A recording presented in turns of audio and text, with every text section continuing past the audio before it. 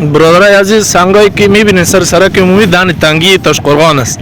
با اثر زلزله از دو طرف کور ریخته شده، سرک بند است. این قسمت ها مکمل بند است. بیشتر که در ابتدای زلزله سنگا ریخته شده و قسمت از کو فرو ریخته. اونجا موترایی که گرفته شده بود زخمی ها و شهیدا داره. خدا غریق رحمت کنه. پیش میریم. آجی صاحب داخل موتر چی شده بودن؟ این چیز بودن موتر ما داخل موتر بودن؟ داخل موتر زخمی هستن؟ زخمی هستن. خب امبولانس پیش رو شما ببرید. اونجا کشیدیم. پیش رو فعلا بین تنگی هستیم. سنگای بسیار بزرگ ریخته شده و سرک مکمل بند است. اینمی زخمی هست که در حال انتقال است طرف امبولانس. تمام ارگان مجاهدین فعلا در تلاش است زخمی ها را انتقال بدن.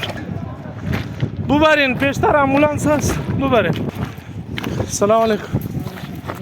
چند موتر در گرفته؟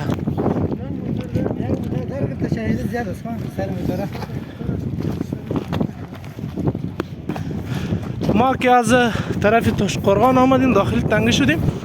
بیشتر خسارات که دوستا دیدن، اینمی مکمل روی سرک از سنگا ریخته شده و این موتر هم در گرفته. زخمی ها زیاد است.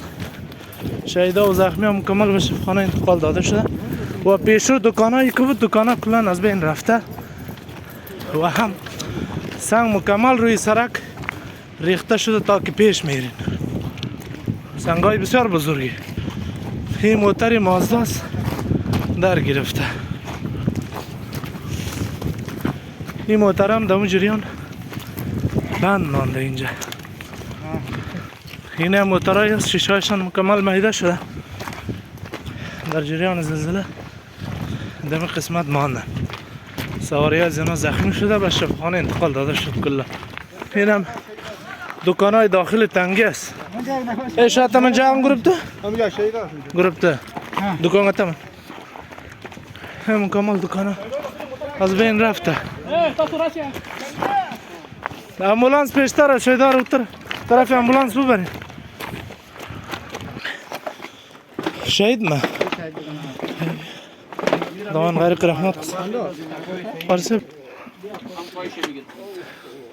اما شهید احتیاط کرده سری کمپل بانه.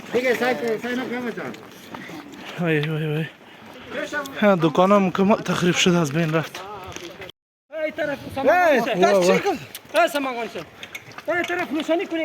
او طرف روشنی کو برادر. بالای همی موتر سی شهید است.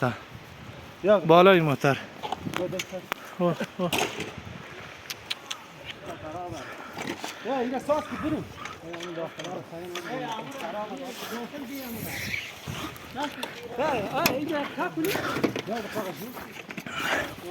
همکارای کو طرف از اینجا بیان بالای موتر شهیدا را تا کنن. او طرف با سرک بند نیست. او طرف بند نیست.